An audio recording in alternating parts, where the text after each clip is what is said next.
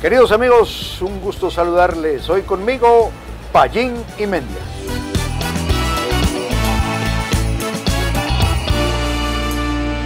Con Willy.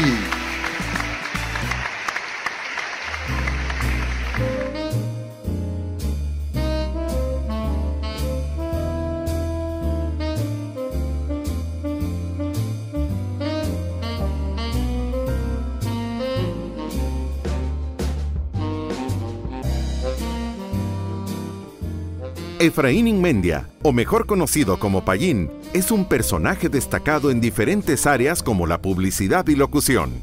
El bachillerato para él fue el punto de partida para involucrarse en las comunicaciones. A Inmendia le fue otorgado el primer lugar en el concurso de oratoria intercolegial.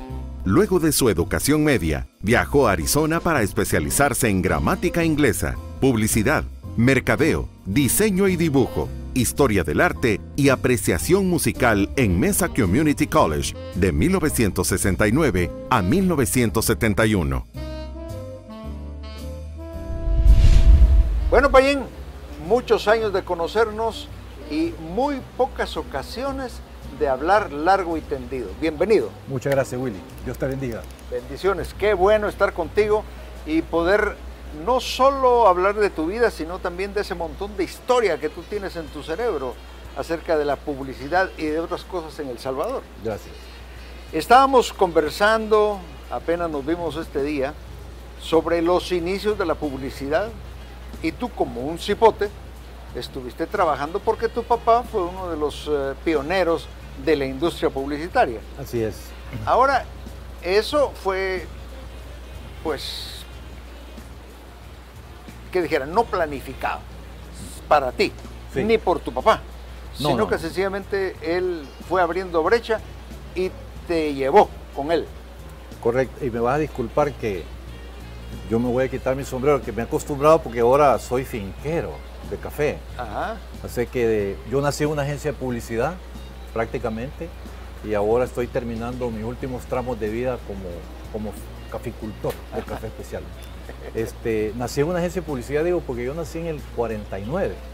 Ajá. Y mi papá fundó la agencia Publicidad Moderna en el 51. Cuando yo nací, mi papá era el primer jefe de publicidad de Didea. Él hacía las campañas y me acuerdo que muchos años más tarde, por allá por el 92, yo vine de Panamá a escribir la historia antigua de la familia Pomar. Y entonces don Luis se acordaba y me decía, mire, cuando usted nació, teníamos una campaña que se llamaba Un Chevrolet Más. Entonces yo pasé por la oficina de su papá y le dije, un Chevroletito más, Efraín.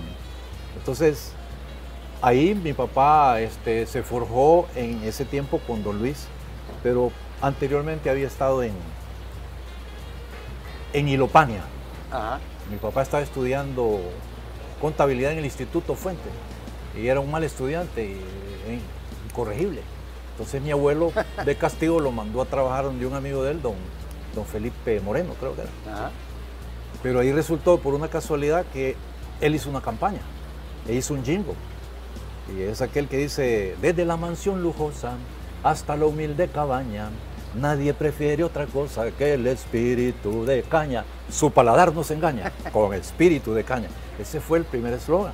Y pegó. Pegó. Entonces de ahí él ya se fue haciendo, conoció a un señor que se llamaba Alberto Pascotto, pero entró como primer jefe de publicidad de Idea y después de ahí se salió y con Alberto Pascotto fundaron Publicidad Moderna. Y de ahí viene una serie de slogans famosos, ad hoc, el zapato que viste y resiste. Da la hora. Sí. Antes que nada, una pilsener helada. Ajá. El país progresa con cemento César. Sea un BS, not bullshit, pero un BS, buen salvadoreño. Compre, consume y use lo que el país produce. Esos fueron eslogans de los primeros épocas de la publicidad. Y que marcaron huella, por supuesto, está Por en supuesto. en la Sí. mente de muchas personas. Sobre todo nosotros los baby boomers. Sí, así es, correcto. Sí. Ahora, cuando tu papá, digamos, descubre que es bueno para eso, pues entonces ahí se forjó y ahí siguió el resto de su vida. Sí, la publicidad moderna todavía estaba, ¿cómo se llama? En pañales la publicidad. Y me acuerdo que una de las anécdotas que él contaba, que los primeros estudios de mercado empíricos los hizo él con don Roberto Palomo, que se iban a meter a los mercados a donde vendían zapatos de zapateros y a ver cuáles eran los zapatos que, por ejemplo, el salvadoreño en ese tiempo no le gustaba el color café de zapatos, solo el negro. Entonces ese tipo de estudios empíricos de mercado se hicieron así, el cliente con su publicista. Vino don Víctor de Sola y él dijo, mi papá tenía esa cuenta también, vamos a darle un salto de calidad a la publicidad en El Salvador. Entonces vamos a unir todas las cuentas y vamos a traer nos vamos a asociar con Edward Noble de la Ciudad de México. Ajá, correcto. Entonces él mandó a un gerente que se llamaba Kirby Katz, que te digo era un alto pelón así. La esposa, que se llamaba Harriet Katz, no podía volar, tenía pánico. Entonces tenía que venirse desde México o desde Estados Unidos en bus hasta... Por esas serie de razones lo cambiaron y vino Rubén Rosell, que se llamaba PUCASA, Publicidad Centroamericana S.A. Ahí Rubén fue el Rosell, cambio de nombre. Ahí fue el cambio. Rubén Rosell era el gerente y mi papá el subgerente. Y por supuesto que eso fue un salto cualitativo. Vinieron director de cámara, yo no sé si Rubén Rubio, ¿te acuerdas de Rubén Rubio? Claro. Que vino a dar también cátedra. Trabajó con Canal 4, Con entiendo. Canal 4. Vino Cuco Martínez, que fue un productor de radio. La señora Esperón, que era la experta en pautas de medios. Entonces ella, ese matrimonio fue el que le dio una nueva fase técnica a la publicidad en El Salvador. Así que esos son los inicios, ¿verdad? Ahora, ya que dijiste inicios, a través del tiempo yo he escuchado que la primera agencia de publicidad en El Salvador fue Publicidad Díaz. Pero entiendo que Díaz fue un segundo nombre para la misma compañía. La primera agencia de publicidad como agencia fue la de don George Massey. Don George Massey vino a la embajada de Estados Unidos como el fotógrafo. Y de ahí le gustó El Salvador y se quedó y se le ocurrió hacer una agencia de publicidad, porque en ese tiempo eran todos empíricos. Y un asistente que él tenía era Tono Díaz. Tono Díaz se juntaba con mi papá en los periódicos, porque en aquel tiempo había que corregir pruebas, porque te daban un papelón, la impresión era con linotipos.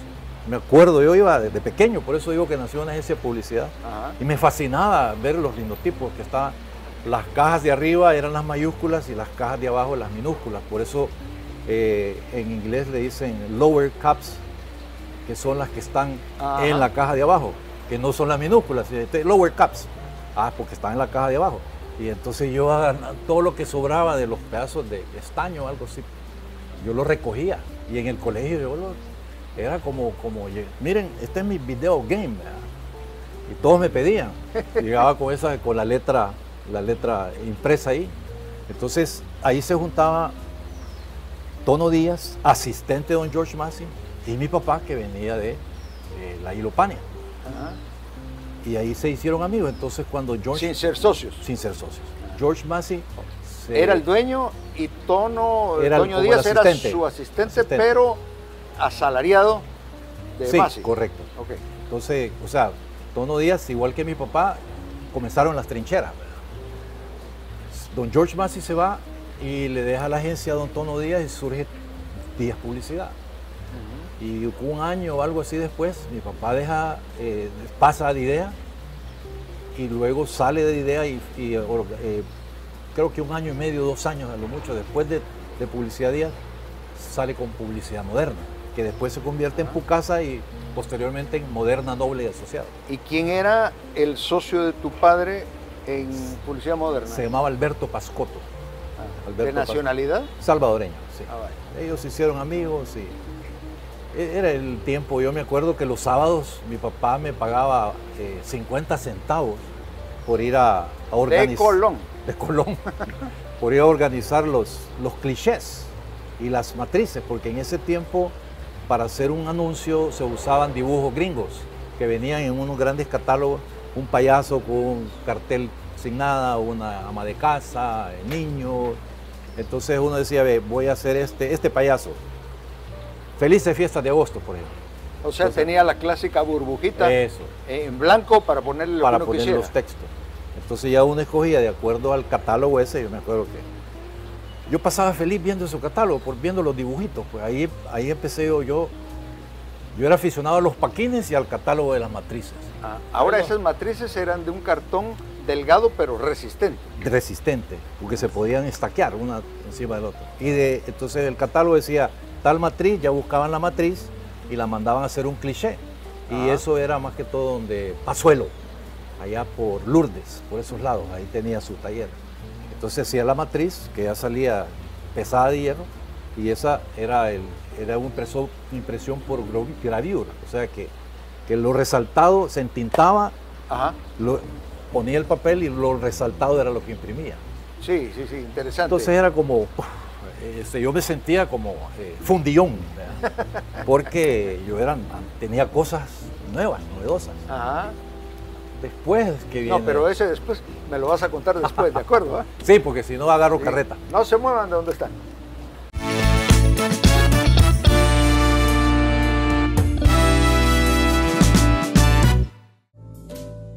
En 1980 fue profesor voluntario en el Instituto Nacional de San Carlos en Nicaragua, por falta de docentes debido a la guerra civil.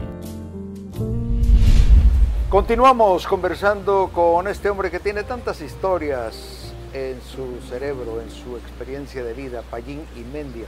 Por cierto, recuerdo que una vez nos encontramos en un avión. Íbamos para Washington, coincidíamos porque íbamos para una radiotón Correcto. para beneficio de El Salvador. Y tú llevabas una caja de pollo.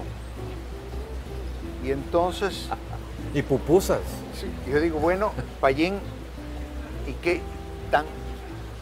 Venimos de allá y venís trayendo comida de El Salvador para acá para seguir comiendo comida salvadoreña. ¿Qué pasa? Y la respuesta de Payín fue, no, esto lo traigo para regalarlo al primer salvadoreño que le ponga el ojo de emoción.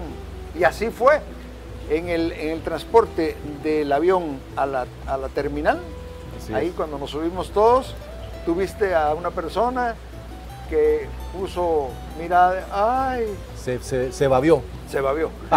Y entonces, ¿quiere? Le dije, sí, bueno, tome.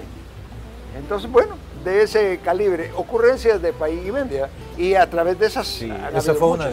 una gran experiencia, una gran onda, porque íbamos con la Magdis, Ajá, mi correcto. querida Magdis, tu señora esposa, cuya madre, la tía Magdis, era la tía de todo el colegio, de todo Ajá. el externado, una Sí. mujer 10. Sí, era la comandante. Sí, y entonces me acuerdo que estaba haciendo un gran frío. Ajá. Y, Ya me recuerdo. Cuéntalo tú. y entonces me dijo el papá de Jorge Arvidsson, Ajá. don Michel Arvidsson, un francés, que el Chele Arvidsson está en el productor de cine y todo Ajá. eso. Mira, va a ser mucho frío en Washington, te voy a prestar un jacket. Ajá. Y me prestó un coat, ¿verdad? De A aquellos- toda madre, ¿verdad? Aquellos peludos. Sí. Y entonces, vos como eras de Guatemala, y aguantabas el frío, y vos solo con tu saco ahí por todo, y nosotros con la Magdi temblando de frío, y ¿cómo hace? Y Sí, sí. fue... No, recuerdo que me dijiste, vos te estás haciendo el fuerte. Sí, ¿Verdad? Sí. No, le decía, para mí está bien, yo tengo termostato incorporado. exactamente. Yo tenía todas las neuronas y las hormonas estaban ya a nivel de paleta, ¿verdad? Y yo decía, este Willy que no, ni tiembla, pues, y entonces, y era una radiotón de Fusal. Ajá, correctamente. Don Luis Poma fue el que nos Ah, envió sí. para que le ayudáramos, nos sentamos en la... Y bueno, ¿te acordás? Era impresionante el arraigo que ya tenías tú, Willy Maldonado, todo el mundo quería hablar contigo y era para recoger juguetes a favor de los niños Sí, que fue servía una- Fusal. Fue una bendición poder participar Sí, en eso. ¿no? tremendo. Como también estaba participando ahí Martín Mayén, Martín a Mayén. quien estuve entrevistando hace unas semanas en este mismo segmento. Bozarrón. Bozarrón. Ahora, regresemos a Payín, el joven. Ajá, Tú estás estudiando aquí, eres del externado. correcto. Ahí, ¿cómo crees que te catalogaban los compañeros? Jodarria. Ajá. Jodarria, sí. Eso es bien curioso porque yo estuve de primer grado Cuando llegamos a primer curso, todos mis compañeros, que yo me tenía que graduar en el 66, Ajá. mi papá había sido el que había diseñado y fue el jefe de campaña de la primera campaña del PCN.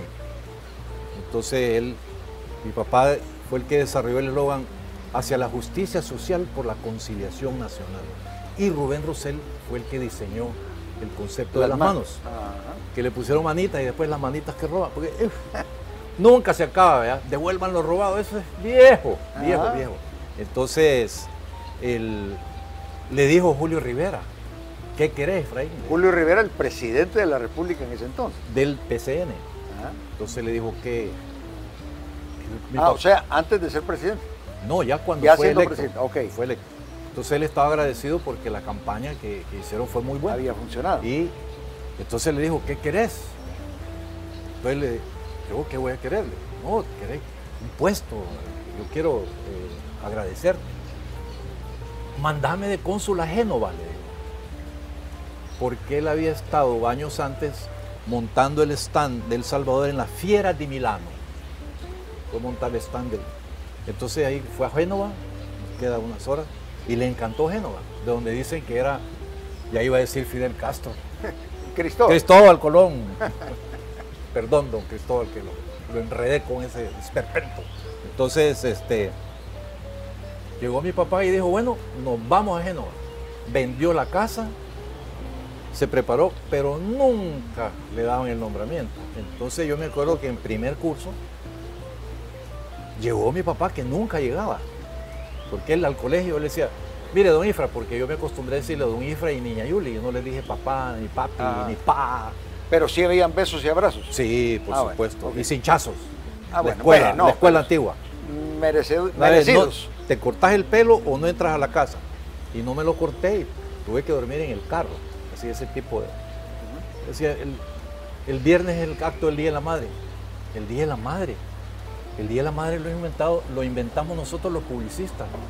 Que mire, don Efra, que viene el Día del Padre. El Día del Padre, eso lo inventamos nosotros los publicistas. Los cumpleaños, él es siempre que...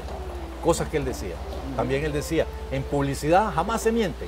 Se puede exagerar, pero jamás se miente.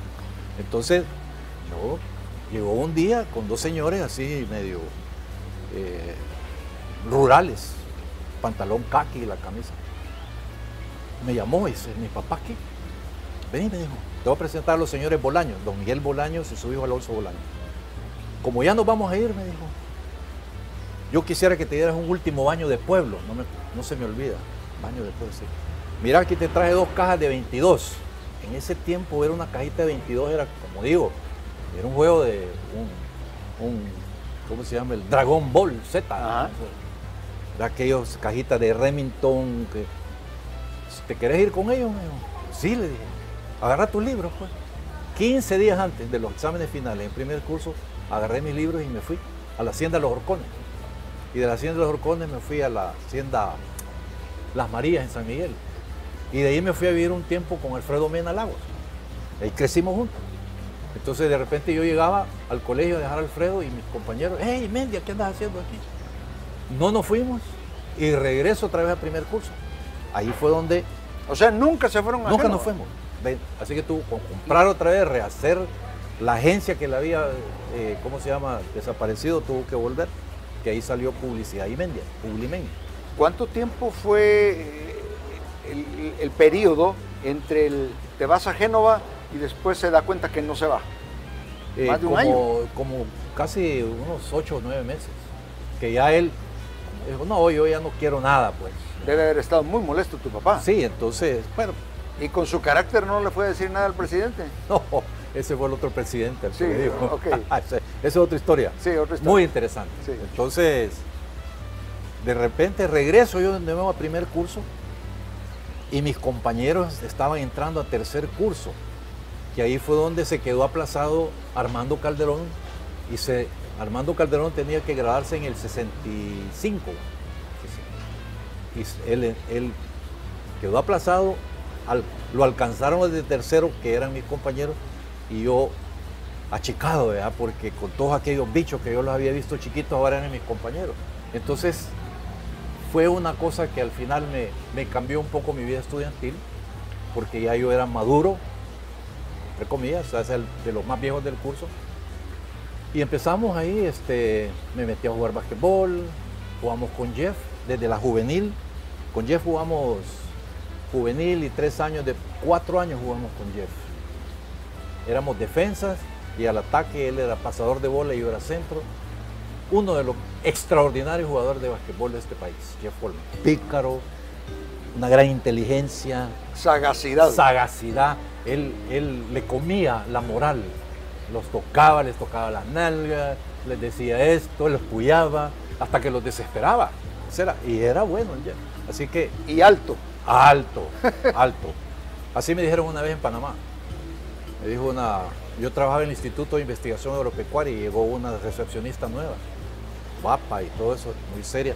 Y nos juntábamos ahí en el lobby, en la recepción, y me dijo, yo contando chistes y la jodarria después de almuerzo, ¿verdad? Y ella seria, ¿verdad? Impávida, y todo el mundo riéndose. De repente le digo, pero es que tú no te ríes. No, sí, te estoy escuchando. Es cierto. Es que tú eres alto y apuesto, me dijo. Me dice, alto, baboso y apuesto que hasta maricón eres. No me dijo baboso, sino que en Panamá hay otra palabra que ahí es bien común y aquí no la repito. Ajá. Alto, baboso y hasta maricón eres. Y las orejas se me pusieron calientes. Entonces, yo era de los altos con Jeff. Ajá. Y por eso nos pusieron a jugar basquetbol, aunque a mí me gustaba el fútbol. Así es que esa fue tu secundaria. Esa fue mi secundaria. Y después te vas a estudiar a Arizona. Arizona State University. ¿Por qué escogiste ese lugar? ¿O tu padre lo escogió? No, lo que pasa es que en tercer curso suceden dos cosas. Uno, me iba a echar del colegio por mal estudiante. ¿Tan mal lo eras? Bueno, imagínate que éramos 37 en el aula. Y tú eras el número 38. Yo era casi, ¿verdad? Casi pasado de rosca, como dice. Saqué el 37º puesto, iba al 28, 30, 32, 37. Mandaron a llamar a don Ifra. El padre Mason, creo que era el de prefecto de estudio, el padre Benigno Cherandio, Lorita Peinada. Entonces le dijeron, mire, si él no saca el próximo mes, no más arriba del 15, se va a tener que ir al colegio. Y yo estaba ya entrenando en la primera categoría del colegio y era aquello, no puede ser. Entonces yo todos los días estaba castigado. En ese tiempo te daban boletas. Estaba hablando en fila, una boleta blanca, media hora después de clase. Le contestó mal el profesor, estaba hablando una amarilla, entonces yo tenía que cumplir todas mis boletas para poder salir. Y después quedarme una hora estudiando, porque ese era el arreglo. O sea que alguna vez hasta dormiste ahí. Yo casi era cura. Entonces, viene la entrega de notas y dice el padre, como se entregaban las libretas y uno por uno, ¿no? Ajá. Y Mendia Efraín Adalberto. Había una tensión en todo si yo me iba del colegio o no, si yo podía sacar el 15º por lo menos. Y le hace con la libreta así. Y Mendia. Yo sentí que me aguadaban las tabas. Este es un ejemplo de un estudiante que si él puede, si él quiere, él puede. Ha sacado el primer puesto. Yo pensé que era broma. Era el primer puesto. Y después dije yo, pero si estaba viendo el listado al revés. ¿Qué le pasó? Y en realidad sacaste el primer lugar. Saqué el primer puesto. Y yo dije, si esto es sin cueyuca, sacar el primer puesto, si con solo que el siguiente mes saqué el 5º. Bueno. Y el siguiente mes saqué el 12º. Y ahí me quedé. Ya regresando a los terrenos conocidos. A los terrenos conocidos. Pero ahí me di cuenta de una cosa que es bien importante en la vida de las personas. Es que no es importante sacar el primer puesto, sino mantenerlo. Eso. La constancia en la vida. Como dice, no es importante sacar el primero o ser el mejor, sino mantenerse. Correcto. Ahí aprendí esa gran lección. Y nos vas a seguir contando Aventuras de la vida. Y después les cuento lo que sucedió el tercer año, que me fui de... Sí, pero pues, no nos emociones tanto, ni a ustedes tampoco. No se muevan de donde están.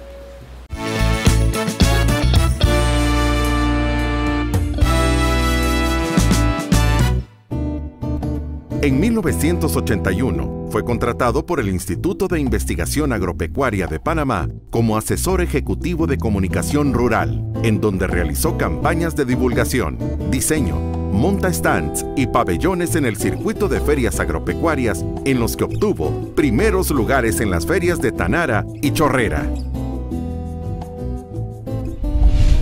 Entonces, ¿qué lección le diste a los compañeros de estar de puesto más allá 37. del 30, sí, 37 al primero? Ahora, ¿en realidad te esforzaste, Payín? Bueno, eso fue, tuve que esforzarme, creo que esa... ¿Pero tú lo dimensionaste como esfuerzo? ¿O te diste cuenta que no era tan difícil? Hubo un esfuerzo, Vale. pero no era una cosa, es más, primero que me infló el ego, que es uno de los grandes venenos que tiene el hombre, que uno tiene que luchar por gerenciar el ego. Y para mí fue como, yo soy cachimbón, pues, primero. Pero después me enseñó una lección eso, de que tenés la consistencia, igual que un café gourmet o una comida gourmet, es que si tú la pides ahora y dentro de un año la pides otra vez, la consistencia, ¿verdad? Tiene que saber lo mismo.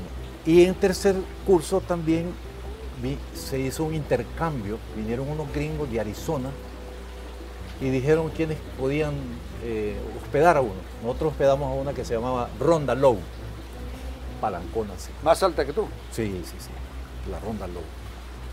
Y vinieron también, vino uno que se llamaba Warren. La cuestión es que cuando ellos se regresan, ellos son felices y nos invitan a los que hospedamos a que fuéramos allá en intercambio. Y fuimos como 1 mes y medio, 2 meses. Entonces fuimos a Arizona.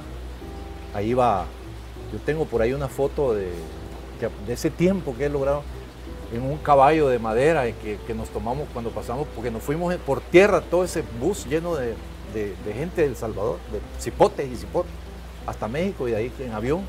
Y el que nos llevaba era Nacho Martín Barón, uno de los que fue asesinado en la UCA. Entonces, él era el que dirigía el grupo. Ahí iba el Chele Dumont, me acuerdo que Eduardo Cader, iba Castro, Mauricio Castro Aragón, mi hermana, una prima, la Mercedita, la Manene Quevedo Álvarez, iba la Sonia Búcaro, iba un grupo de cipotes que era una camaradería en ese bus. Tremenda. Y después, además de que el trayecto, ¿cuánto se tardaron? Perdón, era al revés. Nos fuimos en avión hasta México, distrito, vaya. Y del distrito en bus hasta Estados Unidos. Llegamos a Arizona. De todas maneras, largo trayecto. Y entonces, incluso yo llegué ahí, yo maravillado con la high school a donde fui, que se llamaba Westwood High School, en Mesa, Arizona. Hasta una vez me fascinaba ir a ver los ensayos de las bandas que hacían figuras y todo. Y en ese tiempo la figura principal del show era aquella de Herb Halbert, del matador, el toro. El toro solitario. Ese, Lonely Boot. Y pusieron a una muchacha que era cachipurrista a torear.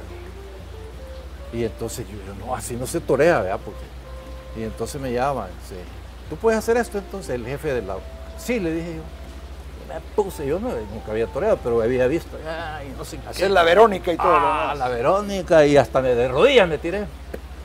Y me pusieron de torero en el halftime show. Ahí les pasé yo unos recortes viejos de periódico cuando estoy de Matadors from Salvador, no sé qué. Y fue divertidísimo, pues, porque yo salía corriendo y toda la banda hacía el ruedo y salían dos ¿cómo se llama? Dos cachiporristas disfrazadas de toro. Y entonces yo le tenía que decir, ellas no miraban cuando yo les daba la estocada con un bastón, ¿verdad? Y entonces, como yo no podía inglés mucho, y los nervios y la emoción, yo tenía que decirle now, ¿verdad? Y entonces le pego la estocada después. Y no me acordaba cómo decir now. Y se me pasa el toro ya muerto. Pues. Y me voy detrás y le doy en la nalga a la que iba de toro. Now, now. Y la gente se mataba de la risa. Esa fue una experiencia tal que yo dije, no, aquí es donde yo quiero estudiar. Y así fue que fui a parar a Arizona State. O sea, eso fue un intercambio. Y Sí. después te regresaste ya Regresé. formalmente, no Sí. te quedaste de una vez. No, no me quedé una vez. Regresé a terminar el Claro. high school. ¿Y cuánto tardó ese? 2 años. Bueno, 2 muy años bien. y algo. Con eso perfeccionaste tu inglés. Correcto. Y con eso sacaste qué título o qué. Bueno, ¿Qué yo crédito? me fui a estudiar publicidad. Ah, Y en publicidad, en ese sistema gringo, es un field of specialization, un campo de especialización. Y eso está dentro de marketing y marketing dentro de administración de empresas. Pero yo escogía las de publicidad siempre, las terminé. Y cuando me faltaba un año para licenciarme, o el bachelor que le dicen en marketing y publicidad, yo quería saber no tanto de la administración, porque ya me tocaba business law, o sea, derecho comercial, bolsa de valores. Yo le dije a mi advisor, mire, yo lo que quiero saber es por qué alguien compra un producto de un color y otro de otro. Retomando la experiencia que yo había tenido de cipote toda la vida y recordándome de los estudios de mercado, del café, del zapato café que no le gustaba al salvadoreño, solo el negro, y pienso que era por una cultura militar, ¿verdad? ajá. Como que el café se miraba un poquito como gay, ¿verdad? Ah. Y el negro era... Eso es lo que yo... Entonces Bueno, me ahí cambié está, así. ahí está. Ah, esas son mis botas de reír y llorar. Ajá. De finca y de todo. Velorios, primera comunión, ahí voy. Entonces me cambié a sociología y terminé en psicología social. O sea que yo pasé 5 años estudiando publicidad y mercadeo y psicología social. Entonces ahí me obligaron a leer 5, 6, 7 libros al mismo tiempo en psicología social. Y yo creo que al final mi papá me dijo, don Efra, que para qué me había mandado que en sociología todo eso son un poco de tontos, pues. No me dijo, otra palabra. Entonces yo le escribí una gran carta en aquellos bloques amarillos, me dijo, me has convencido. Así que me permitió cambiarme.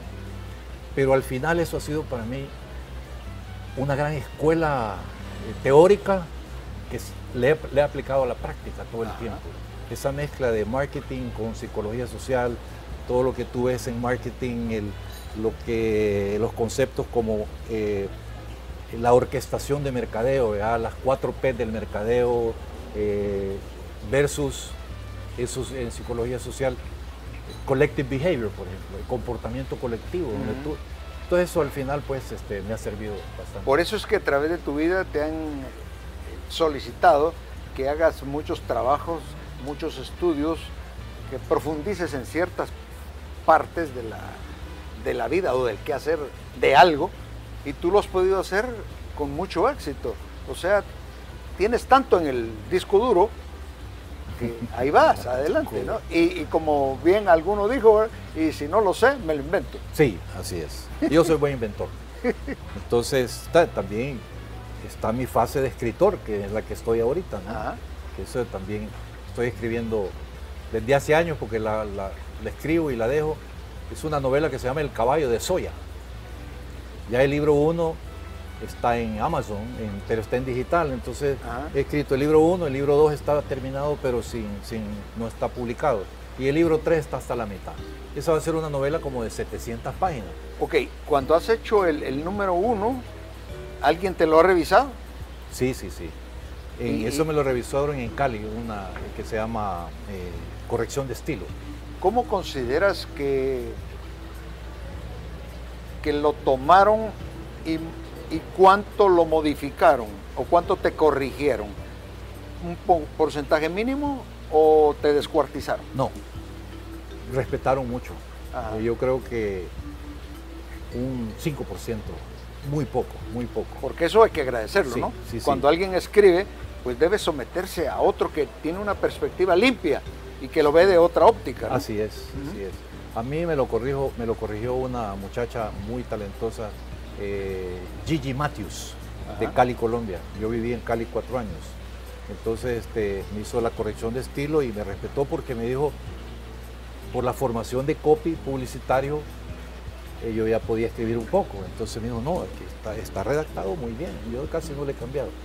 Luego el libro 1 se tradujo al inglés por un traductor oficial, un gringo de San Francisco. Esa es tremenda labor para pasar al inglés nuestras terminologías, ¿no?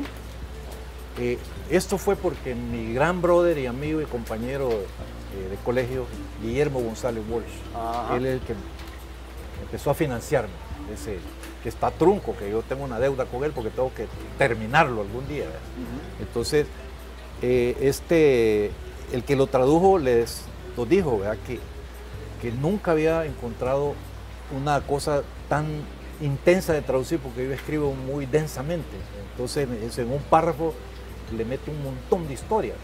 Entonces, ahí sí tuvimos un poquito de cortocircuito porque a pesar de que él lo había traducido casi pegado, pero sí, es que no se puede llegar a tener el mismo sabor del idioma original. No, además que yo uso mucho el lenguaje vernacular. Pues sí. Y le meto, esa novela es del género literario de realismo fantástico, porque va hilvanada la historia con cosas totalmente canábicas, ¿verdad? Entonces, el libro 1 ya está, el libro 2, creo que lo voy a terminar, porque el libro 2, además todo el libro tiene una gran cantidad de historia de El Salvador. Me meto mucho con la cosmogonía precolombina mesoamericana. Me tardé 3 años para poder escribir los 25 páginas de las 7 culturas, de las cuales las 6 culturas anteriores detrás de los pipiles, desde los otomíes que hablaban el otomeangano, que era el latín mesoamericano. De ese otomeangano se derivaron el nahuatl, todas esas lenguas y dialectos que llegaron hasta el río Lempa. Del río Lempa para allá, ahí empezó el chipcha, los lencas, los ulúas, para atrás, para el sur, hasta Colombia y parte de Venezuela, la lengua madre fue el del chipcha. Con toda esa información ahora muchos de ustedes están diciendo, tengo que leer el libro de Payín, El caballo de Soya, en Amazon. Sí. Por el momento, ¿verdad? Sí, por el momento, está en digital. Bien. Bueno, vamos a regresar, por supuesto, con esta interesante conversación con Payín y Mendia. No se muevan de donde están.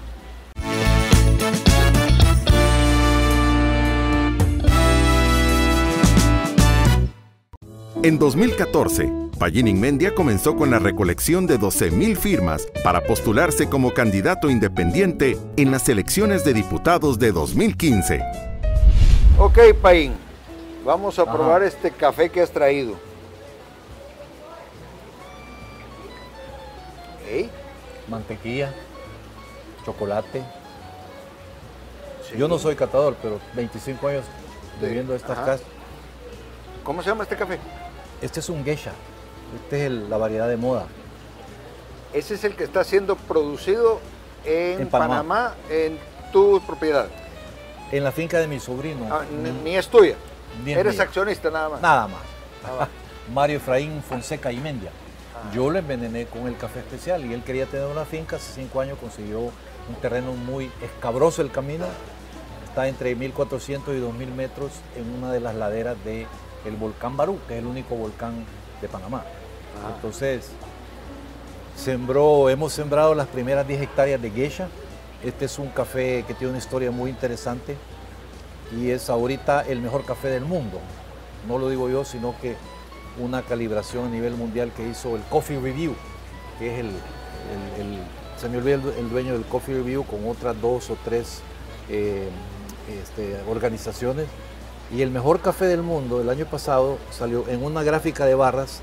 La barra más alta es el café de Panamá, el geisha. Y de ahí la barra que le sigue un saltito es Etiopía, que es la cuna del café. Este mismo.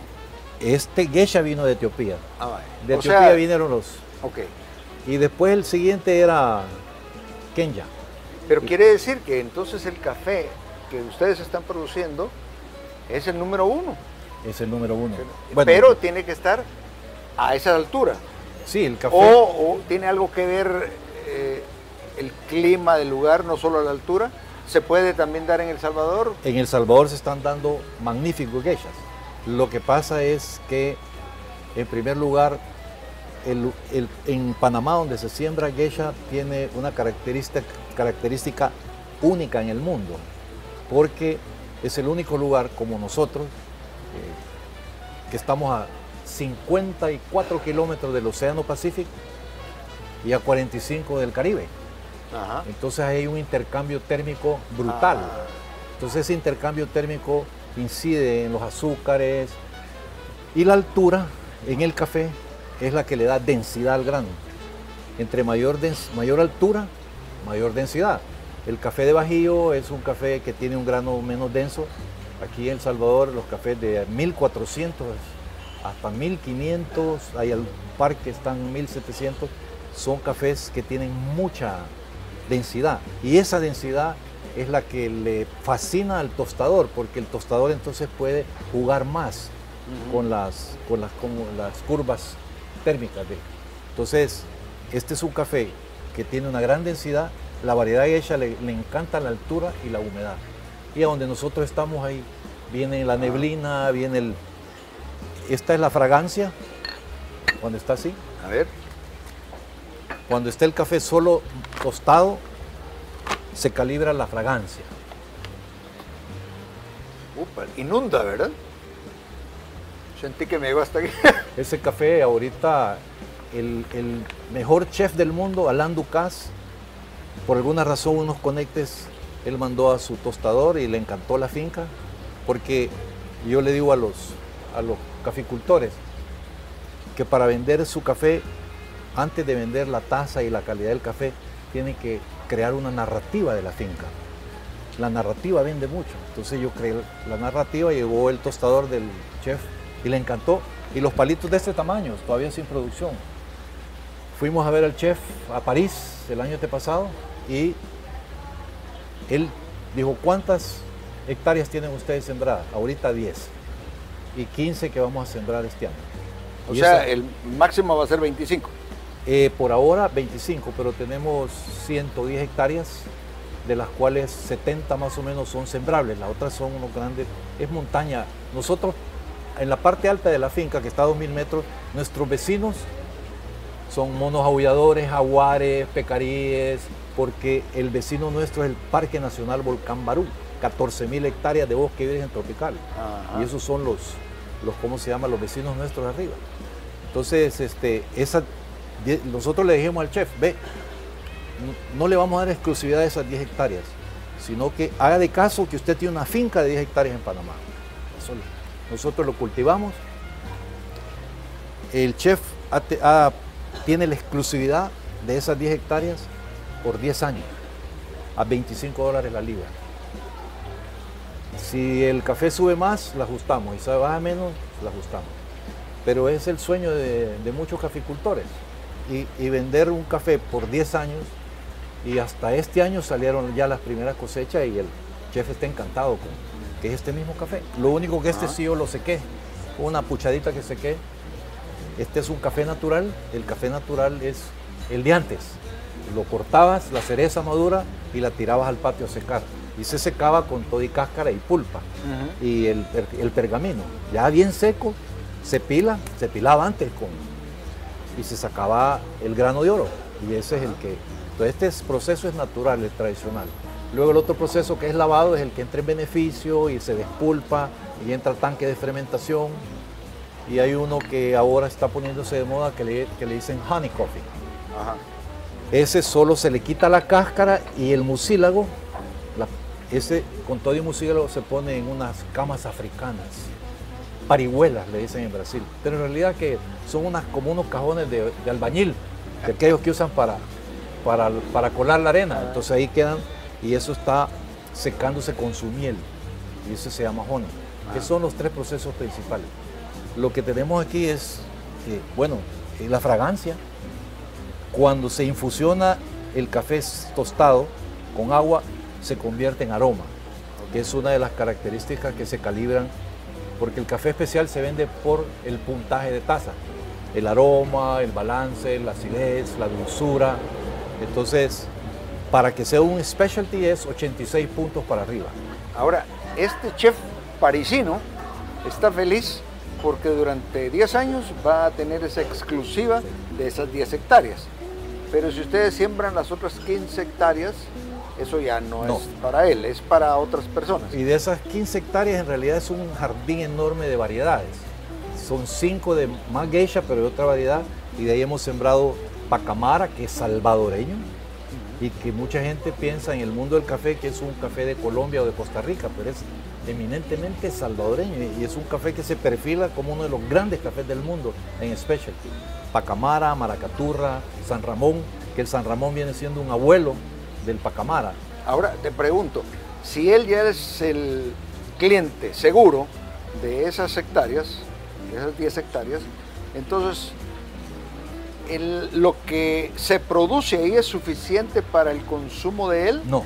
Él quiere más. Más. O sea, entonces, ¿para qué sembrar otras variedades si podría sembrar lo mismo si el cliente está seguro? Dice uno. Sí, porque de esas otras variedades tenemos un moca que vino de Madagascar vía Hawái, y tenemos un laurina que es el único café descafeinado natural del mundo. Ese laurina cuesta 300, 400 dólares la libra siempre, porque para que sea un descafeinado natural tiene que tener una taza de specialty arriba de los 87 puntos y no más de 0.5% de cafeína. Ese café se llamaba Le Roi, que el laurina le decían porque era el favorito del rey Luis XV. El rey Luis XV invitaba a sus grandes, los condes y todo, y él preparaba ese café porque como tenía poca cafeína, podían tomarse 8, 10, 15 tazas al día. Ah, bueno. Eso era para que no estuvieran con los ojos. No, porque te acuerdas de la Revolución Francesa, pues el tiempo de la Iluminación, Robespierre, todos estos que fueron los ideólogos, pasaban en un café y bebían café todo el día. Y yo decía, pero estos tenían una gran resistencia. Hasta después que yo conocí la urina me di cuenta que lo más seguro es que ellos tomaban la urina. Entonces tenemos la urina y un par de africanos, y de los que mejores se comporten nos vamos a sembrar otras 10 hectáreas, porque es posible que el precio vaya a subir todavía más de los 25 dólares que nos está pagando el chef. Bueno. El chef quería toda la finca, porque a él le encantó el concepto de, esta es su finca. A Mario Efraín, mi sobrino, le han dicho sus asistentes, le dice, el chef se ufana de decir que él tiene una finca en Panamá. ¿Ya? Entonces, ese prestigio que estamos nosotros aportando al café de Panamá, porque no hay café. Pero eso ha sido clave, sí, ese contacto con el chef. Total. ¿Y cómo lo lograron? Porque mi sobrino tiene un socio chileno judío que vive en Ginebra, y entonces él conocía a uno que era amigo del chef y le dijo que tenía un café. Entonces él tiene, por ejemplo, el chocolate de él es un chocolate exclusivo, Indonesia y Perú. Él quería eso. Bueno, es muy interesante porque nunca pensaste en dedicarte a eso. No. Yo tengo 25 años casi de estar, desde que empecé como el publicista, el creativo de la Asociación de Productores de Café Especial de El Salvador. La Unión Europea mandó a 2 expertos, Patrice Gautier, era una de las eminencias del el café que nosotros bebemos, se llama Otros Suaves, que es de arábiga. Hay 2 especies principales en el mundo, arábiga y robusta. El robusta es de Bajío. El robusta tiene mucha cafeína y es amargo. El robusta fue el que se acostumbró el sur de Italia a beber. Entonces por eso en el sur de Italia venden mucho robusta, que es la base del espresso. Y el otro suave es el arábiga. Ese necesita tierras altas. Robusta puede estar en tierras bajas. Entonces el café en Panamá, ahí andan ahorita, se lo pelean. Entonces nosotros nos dijeron, el chef, el tostador, oye, ¿y ustedes no tienen más café del que le dan al chef? No tenemos. Y ahí en las fincas alrededor, todas están igual. Y de otras variedades, bueno, esas vamos a tener. Y nos pueden conseguir café de Centroamérica y Colombia, claro. Entonces viene un futuro interesante para ti, como dijiste al principio, en este último sector de la vida. Es el último tramo. Es el último tramo, correcto. Sí. Bueno, yo tengo que agradecerte porque el tiempo ya se nos Sí. fue y solo puedo terminar diciendo que si el chef parisino se ufana de que tiene una finca en Panamá, Willy se ufana de tener un gran amigo como Payín y Mendia. Solo rápidamente quiero darle un saludo a los alumnos de la escuela de Apopa Benjamín Bloom que van a estar con su teacher, la teacher Jolie, que van a hacer un essay en inglés sobre el programa. Vaya. Entonces yo los saludo y también decirles que yo he sido el martillero de la subasta de Huayúa y nosotros queremos meter el mercado que hemos abierto allá para meter café especial del Salvador y ayudar a la caficultura del Salvador. Bueno, excelente, entonces hazles el saludo breve en inglés. Okay, to you guys, the 9th grade of the high school or the school in Apopa, I send you my greetings to you and your teachers, and I hope that your essay it turns into a real success. And I thank my dear friend and brother, Willy Maldonado. Thank you very much, Willy. Gracias, Okay, brother. you're welcome. You're welcome. Okay. Bueno, queridos amigos, interesante conversación y por supuesto les invito para la próxima oportunidad. Bendiciones masivas.